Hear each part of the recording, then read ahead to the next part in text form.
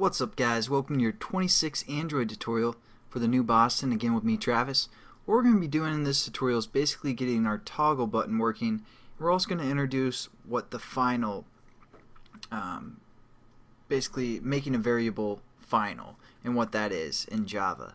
So what we're going to do is we're going to have this toggle button and we're going to set up a on-click listener, because it's kind of a good review because we've done this in the past as well, and you guys will get familiar with this because it is kind of confusing the first time you see it. But again, we defined all of our variables up here and the reference to the XML.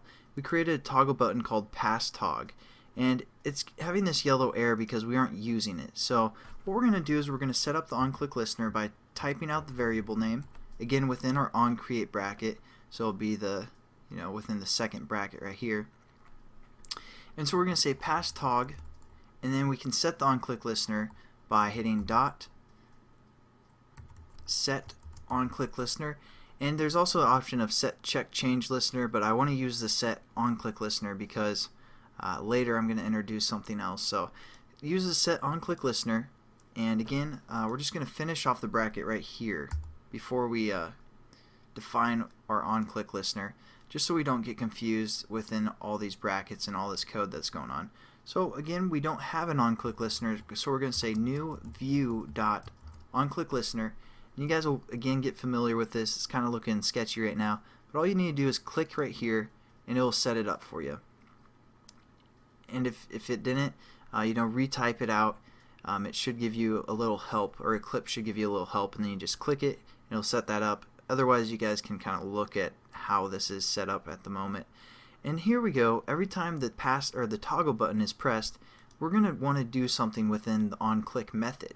So we're going to go within this bracket, and what we're actually going to do is we're just going to change our edit text from kind of the password setup that we did. Basically right now we set up the edit text to have a password set to true, and that's going to kind of block out whatever we type in, give it those little stars or dots or whatever. So how we're going to do that is we're going to create an if and else statement. So within here we're going to say if, and then we're going to have a bracket. Basically we're going to define something. If this is true, we're going to do whatever is within this new bracket that we just created. Else, meaning that it's false, we're going to do whatever is within this bracket. So there we go. We have a lot of brackets. I'm going to try and keep those all on the screen so you guys can follow along if you get confused. But basically, if you start a new bracket, hit enter, it's going to finish it for you, and then you just do else, new bracket, hit enter again. There we go. We have our thing set up. But what we want to check is if the toggle button is set to true, or if it's turned on.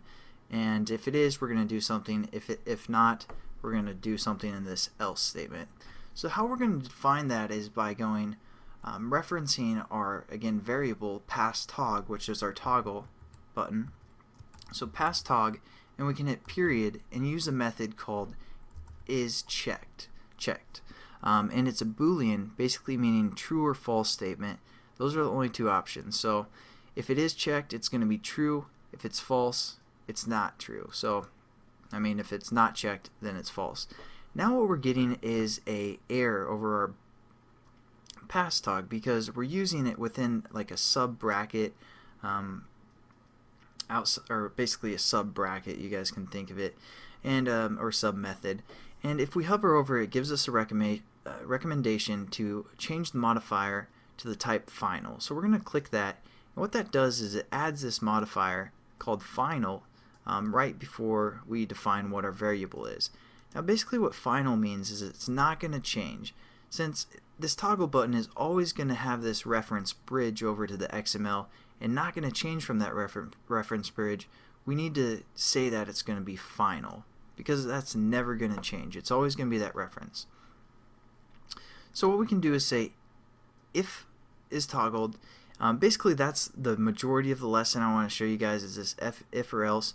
But we're actually going to get into the coding of setting up the input type for the most part, if we want it to be a password type or a regular text, in the next tutorial. So get kind of familiar with this layout. Again, we set the onClick listener and we set up an if or else statement within our onClick method. And we also set this to final because that reference is never going to change, and that will allow us to access that variable within these sub methods as well. So thanks again for watching, guys, and I'll catch you in the next tutorial.